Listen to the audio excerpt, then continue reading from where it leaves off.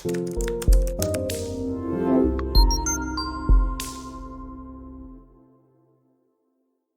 everyone, and welcome back to the Research Guild.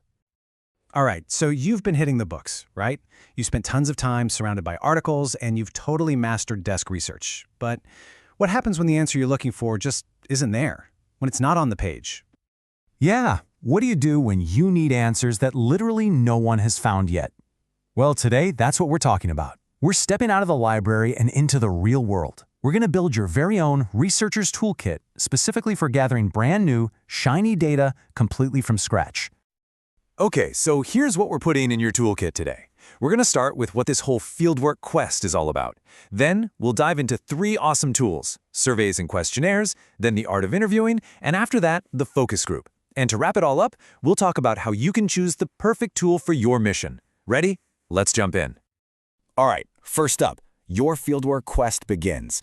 So think about it like this. Your desk research, that was you studying the map of a country everyone's already explored. But now it's time for your Fieldwork quest. This is where you go off map. You stop just reading about the world and start creating your own knowledge. You become the explorer, charting new territory and gathering information no one has ever seen before.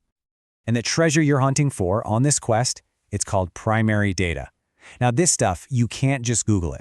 This is brand new, totally original information that you collect for the very first time to answer your specific research question. It's data that only you have, which is pretty cool, right? So, the big question is, how do we actually get our hands on it? Okay, let's grab the first tool from our kit, surveys and questionnaires. The best way to think about a survey is like you're casting a huge fishing net. Your goal isn't to study one specific fish up close. It's to catch a lot of fish at once. You're trying to gather a whole bunch of data from a large number of people, and you want to do it pretty fast. This is your go-to tool for getting that big picture overview of what a group of people is thinking or doing. So, what is it really? At its heart, a survey is just a list of written questions you give to a group of people. And those people, by the way, we call respondents. Simple enough? Their answers, that's your primary data right there. But the real secret sauce of a good survey is knowing about the 2 main types of questions you can use. So you've got 2 flavors to choose from. On one side, you have closed questions. Think multiple choice, yes or no, or rate this from 1 to 5. These are awesome because they give you clean, easy-to-count numbers. We call that quantitative data. It's perfect for answering the question, how many? But then on the other side, you've got open questions. This is where you let people write whatever they want. This gives you all that juicy, detailed, text-based opinion, and that's called qualitative data. It's great for answering why. And honestly, the best surveys almost always use a mix of both. Now, making a great survey isn't just about writing questions. There are 3 crucial steps. First up is sampling. You've got to decide exactly who you need to ask. Who are the people with the answers you're looking for? Second, question design. Your questions have to be crystal clear. Seriously, if a question is even a little bit confusing, you'll get bad data. Here's a pro tip. Always test your survey on a few friends first. They'll spot the confusing parts right away.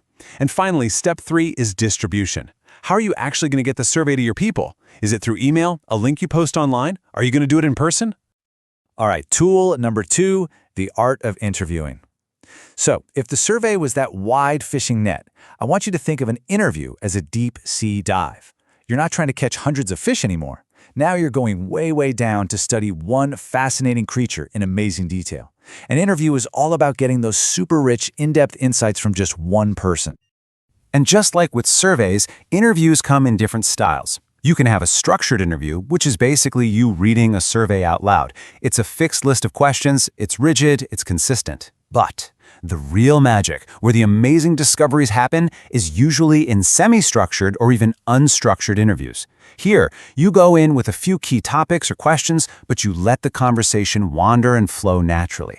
This is what allows you to stumble upon incredible insights you never ever would have thought to ask about. Conducting a good interview is definitely a skill, but you can learn it. Here are the key steps. 1. Plan. Know your main topics, but be totally ready to go off script. 2. Be ethical. This is non-negotiable. Always get permission to record, and always be upfront about what your research is for. 3, and this is the most important one, listen. Your main job is to listen, not to talk. You are a sponge, soaking up information. Don't interrupt. 4, ask again. Get comfortable using simple follow-up questions like, "Oh, that's interesting. Can you tell me a little more about that?" That's how you get the details. And finally, 5, capture the data. You have to capture everything. Record the audio if they let you, and take a ton of notes. And that brings us to our third tool, the focus group. This one is all about the magic of group conversation. It's not about what one individual thinks in isolation. It's about what happens when you get a bunch of people in a room to talk about a topic together.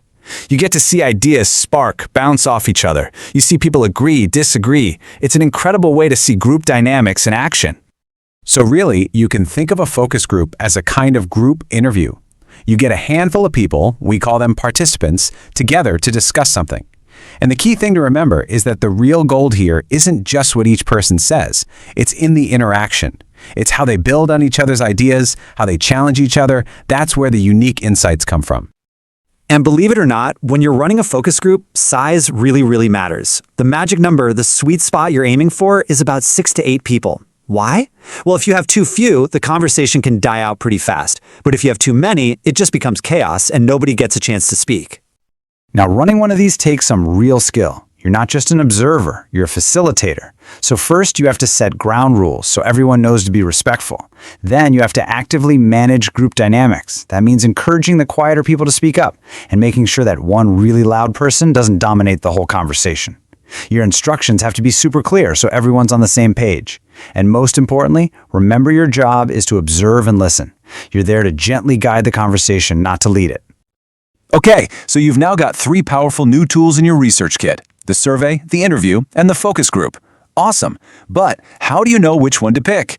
The answer, as always, comes back to your mission. It all depends on what you're actually trying to find out. Let's put it all side by side. You should grab the survey when your goal is to get quantitative data, numbers, from a big group of people.